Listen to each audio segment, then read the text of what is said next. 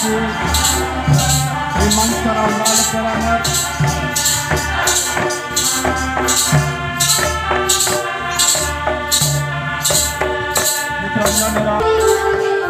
नन्हे मुन्ने खद्दर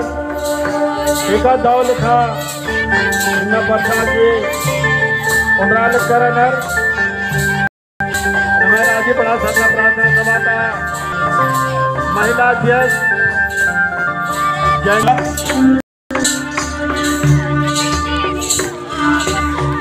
दाव लिखा नंबर पाई अरे